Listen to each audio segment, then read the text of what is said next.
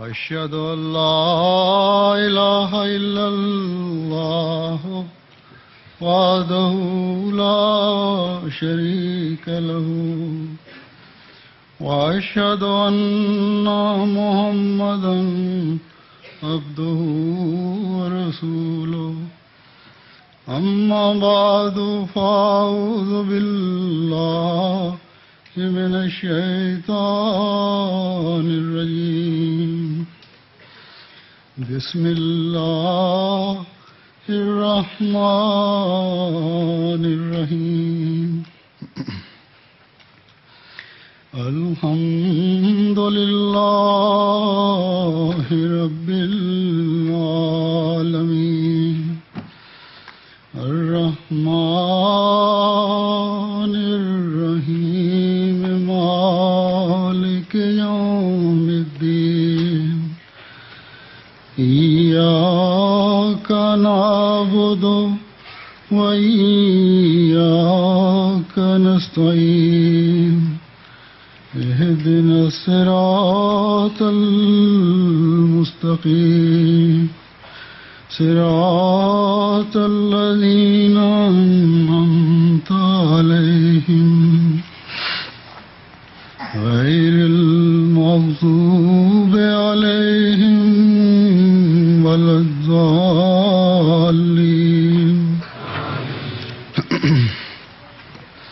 اتل ما أوحي إليك من الكتاب واقم الصلاة إن الصلاة تنهى عن الفحشاء والمنكر ولذكر الله أكبر والله يعلم ما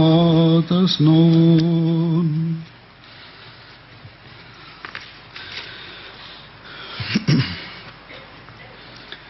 آج کیونکہ جرمنی کا بھی اجتماع آپ کے ساتھ ہی اختتام کو پہنچ رہا ہے، اس لیے آج کے میرے پیغام میں جرمنی والے بھی شامل ہیں۔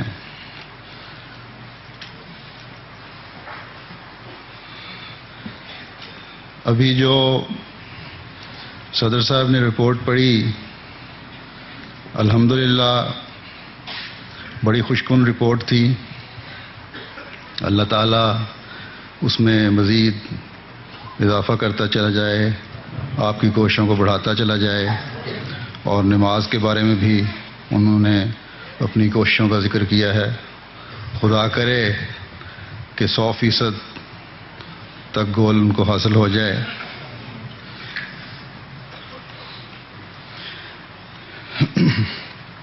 حضرت خلیفۃ المسیح الرابع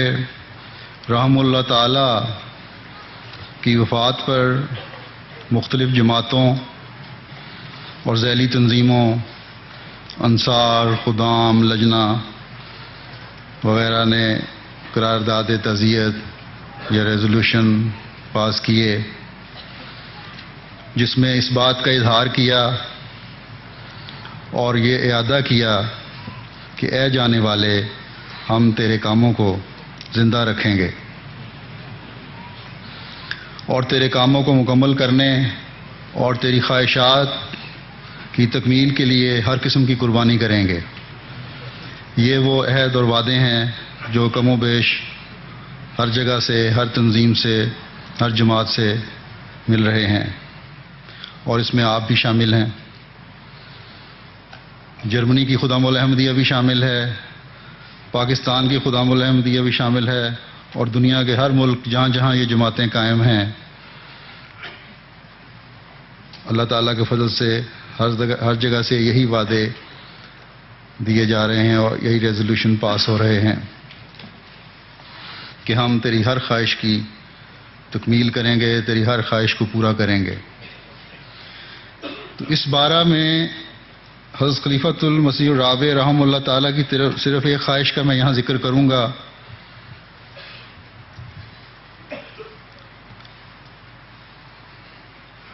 جو اسلام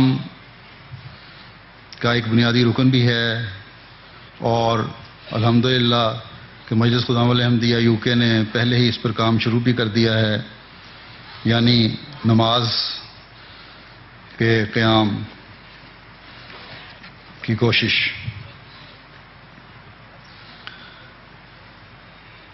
نماز کے قیام کا مطلب یہ ہے کہ وقت پر نماز ادا کرنا اور باجماعت نماز ادا کرنا، اور اس بارے میں حضور رحم اللہ تعالیٰ نے اپنا نمونہ اس معیار کا دیا ہے، اور اس معیار کا ہمارے سامنے پیش کیا ہے کہ اب دیکھیں گے جو یہاں رہنے والے ہیں انہوں نے نوٹ کیا ہوگا کہ سوائے آخری شدید بیماری کے عام بیماری کی کبھی پرواہ نہیں کی، اور نماز کے لیے مسجد تشریف لاتے رہے، حالانکہ بیماری کی حالت میں نماز گھر میں پڑھنے کی اجازت بھی ہے۔ اتنی سختی کیوں اپنے اوپر کی؟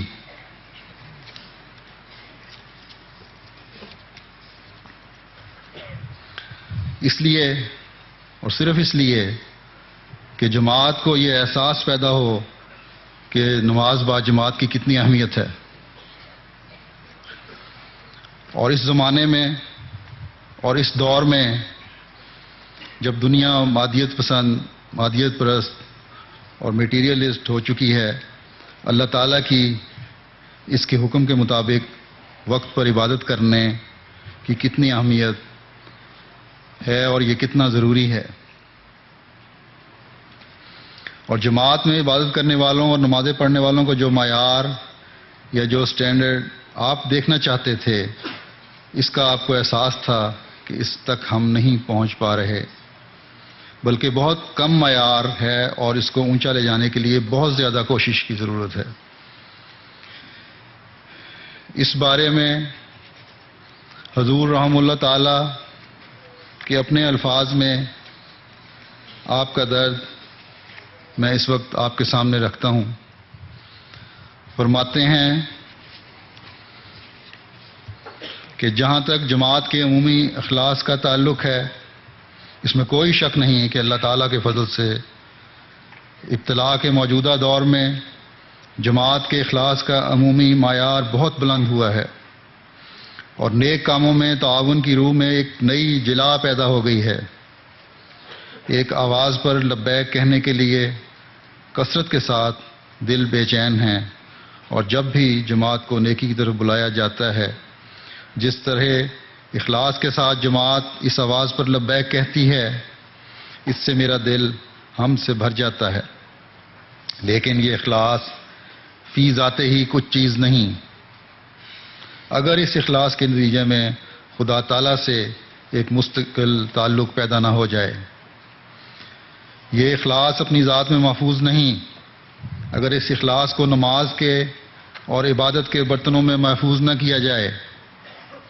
اس لحاظ سے یہ اخلاص ایک آنے جانے والے موسم کی طرح کی شکل اختیار کر سکتا ہے۔ بعض دفعہ سخت گرمیوں کے بعد اچھا موسم آتا ہے، ٹھنڈی ہواؤں کے جھونکے چلتے ہیں۔ بعض دفعہ سخت سردی کے بعد خوشگوار موسم کے دور آتے ہیں، لیکن یہ چیز آنے جانے والی ہیں، ٹھہر جانے والی نہیں۔ عبادت کسی موسمی کیفیت کا نام نہیں، عبادت ایک مستقل زندگی کا رابطہ ہے۔ عبادت کی مثال ایسی ہے جیسے ہم ہوا میں سانس لیتے ہیں۔ کئی قسم کے زندہ رہنے کے لیے طریق ہیں جو انسان کو لازم کیے گئے ہیں، مگر ہوا اور انسان کا جو رشتہ زندگی سے ہے وہ ایسا مستقل، دائمی، لازمی اور ہر لمحہ جاری رہنے والا رشتہ ہے کہ اور کسی چیز کا نہیں۔ پس عبادت کو یہی رشتہ انسان کی روحانی زندگی سے ہے۔ یہ عبادت ذکر الہی کی صورت میں ہمہ وقت جاری رہ سکتی ہے، لیکن وہ نماز جو قرآن کریم نے ہمیں سکھائی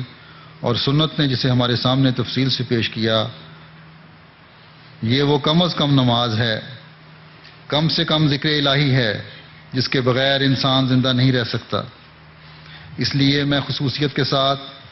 آج پھر جماعت کو نماز کی اہمیت کی طرف متوجہ کرنا چاہتا ہوں۔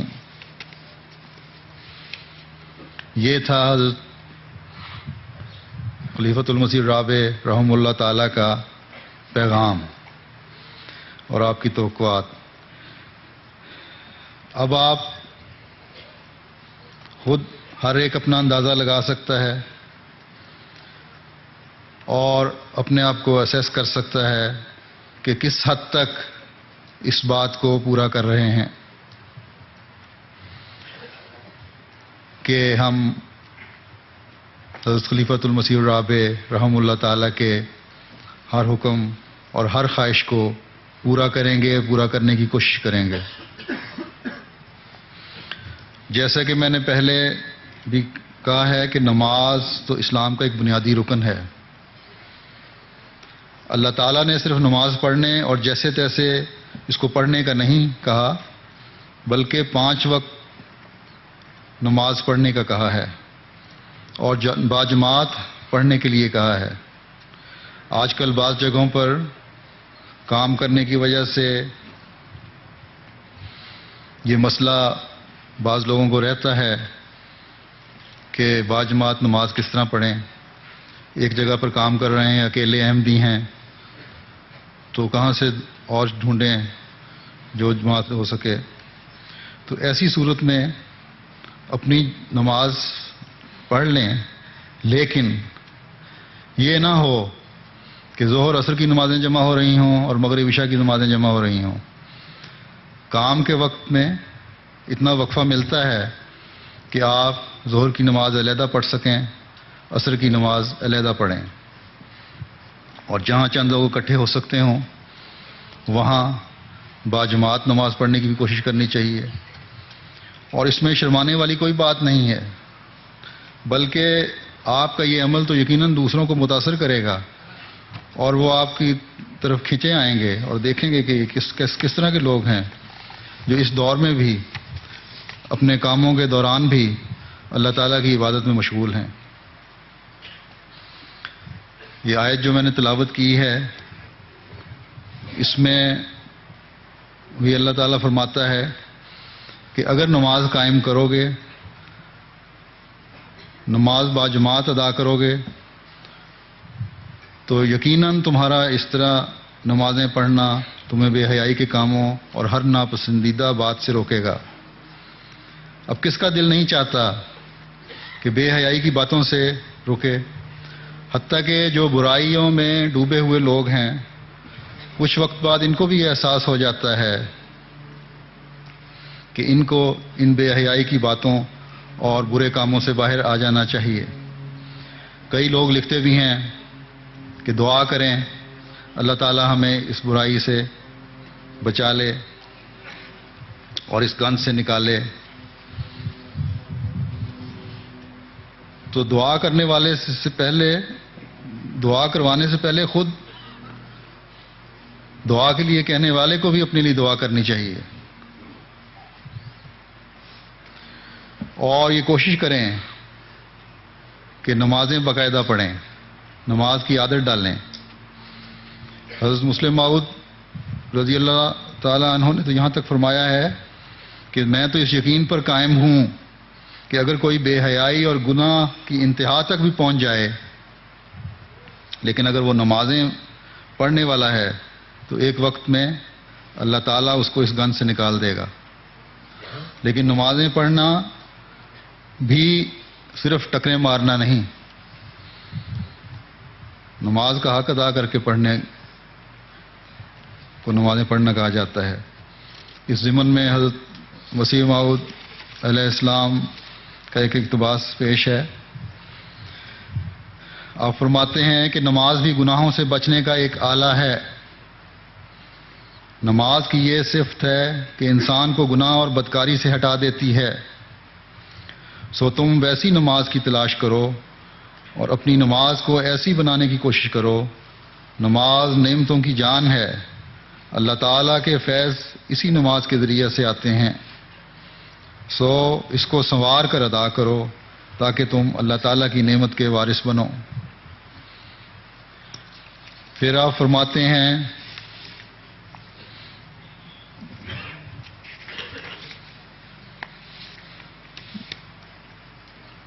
یہ حضرت خلیفۃ المسیح اول کا ارشاد ہے کہ نماز ظاہری پاکیزگی اور ہاتھ منہ دھونے اور ناک صاف کرنے اور شرمگاہوں کو پاک کرنے کے ساتھ یہ تعلیم دیتی ہے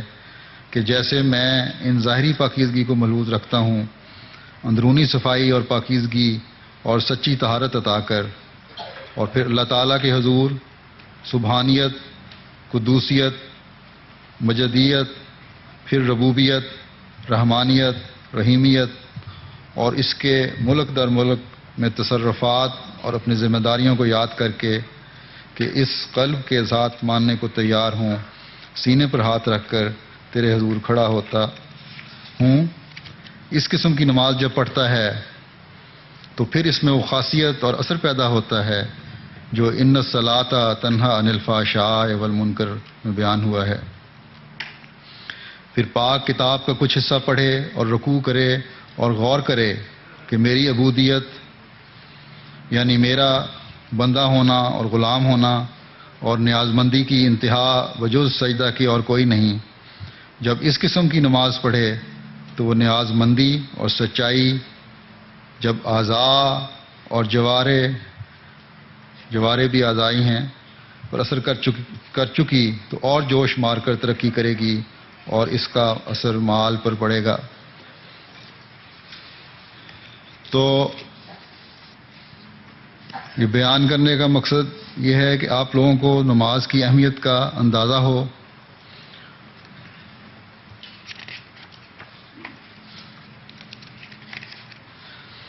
آپ جو خدام الانبیاء کی عمر کے ہیں، یہ عمر کی ایک ایسی رینج ہے یعنی 15 سے 40 سال تک کی، جس میں باپ بھی ہیں، بھائی بھی ہیں، بیٹے بھی ہیں۔ تو بحیثیت باپ آپ کی ذمہ داری ہے کہ نئی نسل میں اللہ تعالیٰ کی ذات پر کامل یقین پیدا کرنے کے لیے اپنے عمل سے اپنے بچوں کے سامنے یہ نمونہ پیش کریں کہ تمہاری فلاح اور تمہاری کامیابی اور تمہاری آئندہ کی ترقی خدا کے ساتھ تعلق پیدا کرنے میں ہے، اور خدا کے ساتھ تعلق پیدا کرنے کا بہترین ذریعہ وقت پر نمازوں کی ادائیگی اور باجماعت نمازوں کی ادائیگی ہے۔ بھائی کی حیثیت سے بھی یہ ذمہ داری ہے کہ چھوٹے بہن بھائیوں کے لیے ایک نمونہ بنے۔ یہاں پھر میں کہوں گا کہ ماں باپ کی اصل میں ذمہ داری ہے کہ وہ بڑے بچے کی خاص طور پر ایسی تربیت کریں۔ تو آپ میں سے بہت سارے ایسے ہیں جن کے بچے بھی اس عمر کو پہنچ گئے ہیں، جن کی تربیت کی ضرورت ہوگی۔ عموماً جماعت کے لیے بھی میں عرض کر رہا ہوں کہ ایسی تربیت کریں بڑے بچے کی کہ چھوٹے بچے خود بخود اس سے نمونہ حاصل کریں اور پھر آپ کو تربیت میں زیادہ وقت نہ لگے۔ اگر بڑا بچہ نمازوں کا عادی ہو جائے گا تو چھوٹا بچہ خود بخود اپنے ماحول کو دیکھ کر نمازیں پڑھنے لگ جائے گا۔ تو خدام الانبیاء جو بظاہر نوجوانوں کی ایک تنظیم ہے، لیکن عملاً اس میں کم سے کم اور زیادہ سے زیادہ عمر کے فرق کی وجہ سے سیکھنے والے بھی موجود ہیں اور سکھانے والے بھی، اس سے متاثر کرنے والے بھی موجود ہیں اور اس میں متاثر ہونے والے بھی، اور اس میں اچھائی اور برائی کا رنگ دینے والے بھی موجود ہیں اور رنگ پکڑنے والے بھی۔ بس اگر آپ میں سے ہر ایک اگر نیکی کو قائم کرنے والا اور برائی کو رد کرنے والا بن جائے اور نمازوں کو قائم کرنے والا بن جائے تو سمجھ لیں کہ آپ کامیاب ہو گئے۔ اور جس قوم کے نوجوانوں میں عباد الرحمن یعنی عبادت کرنے والے اس کے حقیقی بندے پیدا ہو جائیں تو اس کو پھر دنیا کی کوئی طاقت نقصان نہیں پہنچا سکتی۔ بس اس طرز پر اپنی زندگی ڈھالیں اور اپنے چھوٹوں کی بھی تربیت کریں۔ اب میں خلیفۃ المسیح الرابع رحمہ اللہ تعالیٰ کا ایک اور اقتباس پیش کرتا ہوں جس میں آپ نے جماعت کے نماز کے معیار کے بارے میں فکر کا اظہار فرمایا ہے۔ آپ فرماتے ہیں کہ میں جانتا ہوں کہ اکثر وہ احباب جو اس وقت اس مجلس میں حاضر ہیں خدا تعالیٰ کے فضل کے ساتھ نمازوں کے پابند ہیں، مگر میں حال کے موجودہ دور کی بات نہیں کر رہا ہوں، میں مستقبل کی بات کر رہا ہوں۔ وہ لوگ جو آج نمازی ہیں، جب تک ان کی اولادیں نمازی نہ بن جائیں، جب تک ان کی آئندہ نسلیں ان کی آنکھوں کے سامنے نماز پر قائم نہ ہو جائیں، اس وقت تک احمدیت کے مستقبل کی کوئی ضمانت نہیں دی جا سکتی۔ اس وقت تک احمدیت کے مستقبل کے متعلق خوش آئند امنگیں رکھنے کا ہمیں کوئی حق نہیں پہنچتا۔ اس لیے بالعموم ہر فرد بشر، ہر احمدی بالغ سے، خواہ وہ مرد ہو یا عورت ہو، میں بڑے عجز کے ساتھ یہ استدعا کرتا ہوں، آپ فرما رہے ہیں میں بڑے عجز کے ساتھ یہ استدعا کرتا ہوں کہ اپنے گھروں میں اپنی آئندہ نسلوں کی نمازوں کی حالت پر غور کریں، ان کا جائزہ لیں، ان سے پوچھیں اور روز پوچھا کریں کہ وہ کتنی نمازیں پڑھتے ہیں۔ یہ بھی معلوم کریں کہ وہ جو کچھ نماز میں پڑھتے ہیں اس کا مطلب ہی ان کو آتا ہے یا نہیں، اور اگر مطلب آتا ہے تو غور سے پڑھتے ہیں یا اس انداز سے پڑھتے ہیں کہ جتنی جلدی یہ بوجھ گلے سے اتار پھینکا جا سکے اتنی جلدی سے نماز سے فارغ ہو کر دنیا طلبی کے کاموں میں مصروف ہو جائیں۔ اس پہلو سے اگر آپ جائزہ لیں گے اور حق کی نظر سے جائزہ لیں گے، سچ کی نظر سے جائزہ لیں گے، تو مجھے ڈر ہے کہ جو جواب آپ کے سامنے ابھریں گے وہ لوگوں کو بے چین کر دینے والے جواب ہوں گے۔ تو یہ درد اور فکر تھی جماعت کے احباب کی نمازوں کے معیار کے بارے میں خلیفۃ المسیح الرابع کو، اور ہم جو عہد کر رہے ہیں کہ ہم ہر آپ کے کاموں کو پورا کریں گے، تو یہ نمازیں با جماعت کرنا تو ادا کرنا سب سے پہلے اور سب سے بڑا عہد ہے جس کو پورا کرنے کی کوشش ہے کرنی چاہیے۔ بس آئیں آج ہم یہ عہد کریں اور یہ عہد کر کے یہاں سے اٹھیں کہ اے جانے والے، ہم تیری محبت کے صرف کھوکھلے دعوے کرنے والے نہیں بلکہ تیری اس خواہش کو ضرور پورا کریں گے، اور ہر گھر میں نمازی پیدا کریں گے، اور انشاءاللہ تعالیٰ تیری خواہش کے مطابق ہر گھر نمازیوں سے بھر جائے گا انشاءاللہ۔ اور آنے والے کو بھی آپ اپنی محبت اور وفا کا اظہار کرتے ہیں ریزولوشنز میں، تو سب اور تسلیاں دیتے ہیں، تو سب سے بڑی تسلی تو یہ ہے کہ آپ یہ کہیں کہ ہم عہد کرتے ہیں کہ اللہ تعالیٰ کی وحدانیت کو دنیا میں قائم کریں گے اور خود بھی اور آئندہ نسلوں کو بھی خدا تعالیٰ کی عبادت کرنے والے بنائیں گے انشاءاللہ۔ اللہ تعالیٰ ہمیں اس کی توفیق عطا فرمائے۔ اب یہاں جو حاضری کا صدر صاحب نے ذکر کیا ہے،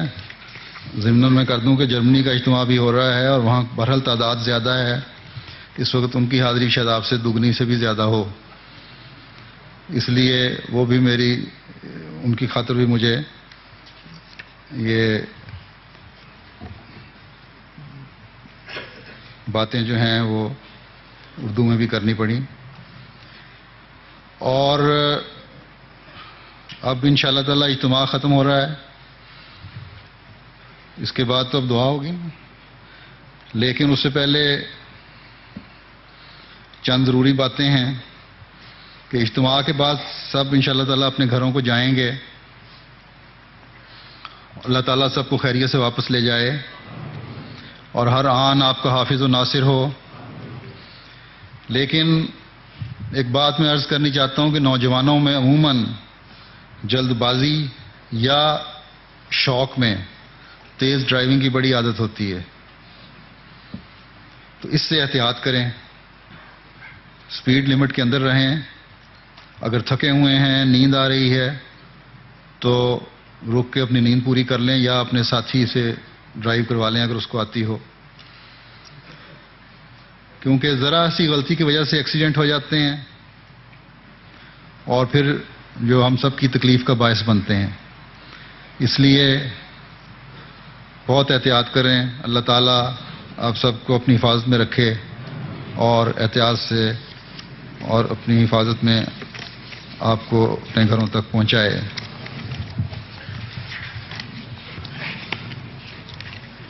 اب دعا کر لیں۔